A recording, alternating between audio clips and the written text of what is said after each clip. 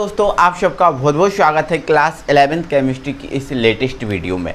तो दोस्तों हमारा जो है ना चैप्टर नंबर 2 जिसका नाम है परमाणु संरचना बिल्कुल स्टार्ट हो चुका है, कोई दिक्कत नहीं है। हमने बहुत अच्छे से आपको परमाणु के बारे में पिछला वीडियो आपको दिया था, हर एक पॉइंट हर एक चीज़ को आपको समझाया था। अगर आपने उसको नहीं देखा तो जाइए वीडियो के डिस्क्रिप्शन में या चैनल के प्लेलिस्ट में उस वीडियो को आप जाकर देख लीजिए। अगर नहीं देखोगे तो ये वीडियो आप कैसे समझ पाओगे, ये सोचो पहले, ठीक है। तो ये वीडियो नहीं समझ पाओगे, इसलिए उस वीडियो को देख लो फिर इस वीडियो को देखो। तो आज की वीडियो में दोस्तों हम पढ़ने वाले हैं दो टॉपिक, जिसका नाम है पहला समस्थानिक और दूसरा है समभारिक, ठीक है। आपको पढ़ना है समस्थानिक और समभारिक। इस समस्थानिक को इंग्लिश में हम बोलते हैं आइसोटॉप्स। क्या बोलते हैं?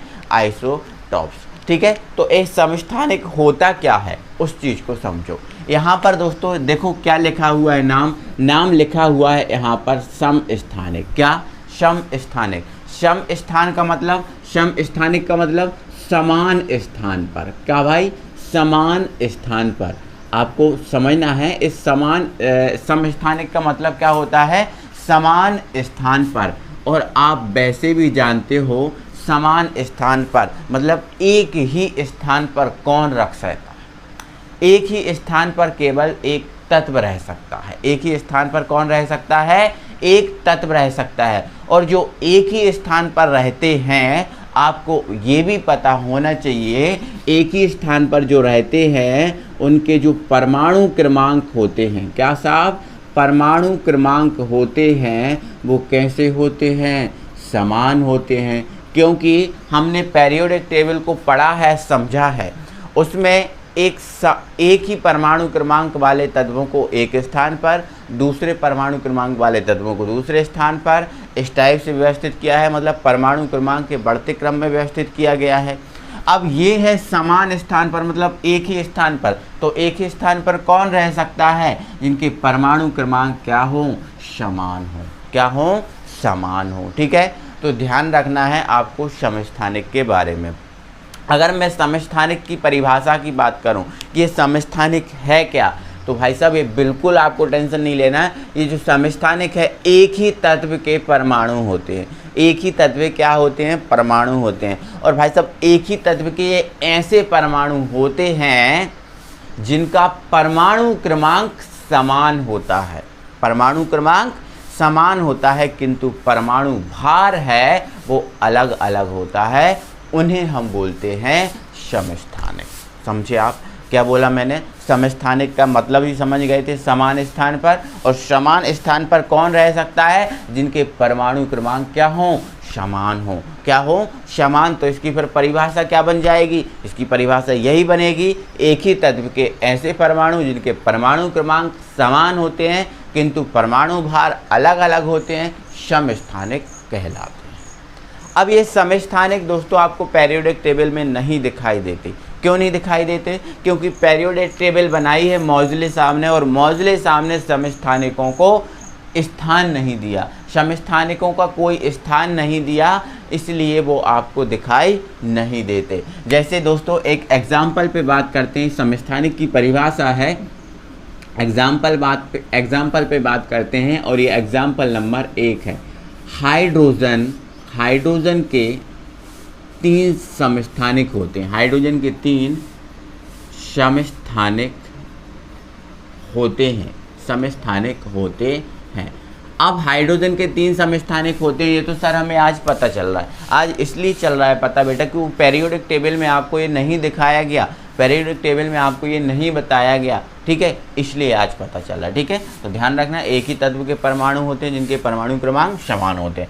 तो हाइड्रोजन जो है, हाइड्रोजन के 3 समस्थानिक होते हैं, ठीक है। पहला जिसका नाम है प्रोटियम। क्या है जिसका नाम? प्रोटियम। पहला जिसका नाम क्या है? प्रोटियम है। और दूसरा जिसका नाम है ड्यूटेरियम।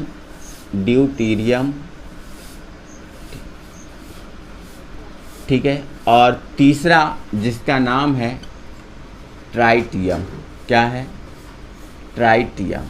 ये 3 हाइड्रोजन के समस्थानिक होते हैं। 3 हाइड्रोजन के समस्थानिक होते हैं, प्रोटियम, ड्यूटेरियम और ट्राइटियम, ठीक है ना। अगर प्रोटियम की बात करें तो ये जो आपका एक ही तत्व के परमाणु है, एक ही तत्व के परमाणु हैं, तो उसी से व्यक्त करेंगे। जैसे हाइड्रोजन के परमाणु हैं तो ये सब H से व्यक्त किए जाते हैं, सब H से व्यक्त किए जाते हैं। प्रोटियम को भी H से व्यक्त करते हैं, ड्यूटेरियम को भी H से व्यक्त करते हैं, और ट्राइटियम को भी हम किससे व्यक्त करते हैं? H से व्यक्त करते हैं, क्योंकि तीनों जो है ना हाइड्रोजन के समस्थानिक हैं। ठीक है, अब इसमें हमने देखा था कि जो समस्थानिक होते हैं इसमें परमाणु क्रमांक क्या होता है? समान होता है। तो भाई साहब इनके सबके जो परमाणु क्रमांक होते हैं समान होते हैं, अर्थात सबके जो परमाणु क्रमांक होते हैं वो एक होते हैं, किंतु परमाणु भार जो होता है वो सबका अलग होता है। जैसे इस प्रोटियम का परमाणु भार 1 होता है, इस ड्यूटेरियम का 2 होता है, और ट्राइटियम का कितना होता है? 3 होता है। मैं आपको पहले ही बता चुका हूँ, कोई भी आपका जो परमाणु है उसको इस टाइप से लिखा जाता है जिसमें नीचे क्या होता है, जो नीचे जो चीज़ लिखी होती है वो होता है आपका परमाणु क्रमांक, और ऊपर जो चीज़ होती है उसे बोलते हैं हम परमाणु भार। मैं आपको पिछली वीडियो में समझा चुका हूँ, एक बार फिर से बता रहा हूँ। ये संकेत होता है, नीचे जो लिखा होता है परमाणु क्रमांक, ऊपर जो लिखा होता है परमाणु भार। ठीक है, तो ये हाइड्रोजन के कितने समस्थानिक हैं? 3 समस्थानिक हैं। अब इन 3 समस्थानिकों में हम इलेक्ट्रॉन, प्रोटॉन, परमाणु क्रमांक सब कुछ निकाल दें। ठीक है, चलो यहाँ पर देखो, तो यहाँ पर हम लिख देंगे परमाणु क्रमांक, परमाणु क्रमांक। ठीक है, ये समस्थानिक हैं, ये आपके समस्थानिक हैं। यहाँ पर हम परमाणु, हाँ संकेत आपका सबका किसका रहेगा? ये संकेत का भी बना देते हैं कॉलम। ये संकेत, सबका संकेत H H H। परमाणु क्रमांक इसका कितना है? 1 है, इसका भी कितना है? 1 है, और इसका भी कितना है? 1 है। क्यों है? क्योंकि हमें पता है समस्थानिकों में परमाणु क्रमांक समान होता है। ठीक है, चलो अब आप बता दो भाई प्रोटॉन संख्या। ठीक है, प्रोटॉन की संख्या, तो आपको पता है जो परमाणु क्रमांक होता है वही प्रोटॉन की संख्या होती है। इसका परमाणु क्रमांक 1 है तो प्रोटॉन की संख्या भी यहाँ पर कितनी हो जाएगी? 1 हो जाएगी।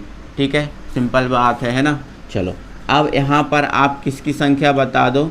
इलेक्ट्रॉन की संख्या बता दो, इलेक्ट्रॉन की संख्या। तो आप ये भी जानते हो कि जो परमाणु क्रमांक होता है वही प्रोटॉन की संख्या होती है, वही इलेक्ट्रॉन की संख्या। तो परमाणु क्रमांक 1 तो इलेक्ट्रॉन की संख्या 1, परमाणु क्रमांक 1 इलेक्ट्रॉन की संख्या 1, और यहाँ भी क्या? सर 1। अब आप एक चीज़ और बता दो जिसका नाम है न्यूट्रॉन की संख्या, न्यूट्रॉन की संख्या। तो न्यूट्रॉन की संख्या आप कैसे निकालते हो? पता है आपको? क्या पता है? न्यूट्रॉन की संख्या के लिए क्या फॉर्मूला है हमारा? न्यूट्रॉन की संख्या के लिए हमारा फॉर्मूला होता है n = a - p। मतलब n न्यूट्रॉन की संख्या होती है। पिछली वीडियो में हमने आप समझाया था, ये चीज़ देख लो आप पिछली वीडियो ज़रूर, है ना। परमाणु भार a होता है और p होता है प्रोटॉन की संख्या। मतलब परमाणु भार में से प्रोटॉन की संख्या घटा दो, और प्रोटॉन की संख्या क्या होती है? परमाणु क्रमांक। तो ऐसा ही बोल सकते हैं, परमाणु भार में से हम क्या करें? परमाणु क्रमांक को घटा दें तो हमारा काम बन जाता है। ठीक है, तो एक परमाणु भार है और ये परमाणु क्रमांक, तो 1 में से 1 घटा दो, न्यूट्रॉन की संख्या 0 आ जाएगी। यहाँ 2 में से 1 घटा दो, न्यूट्रॉन की संख्या 1 आ जाएगी। यहाँ 3 में से 1 घटा दो, न्यूट्रॉन की संख्या यहाँ पर कितनी आ जाएगी? 2 आ जाएगी। क्योंकि हमें पता है परमाणु भार में से परमाणु क्रमांक को घटाते हैं तो न्यूट्रॉन की संख्या आती है।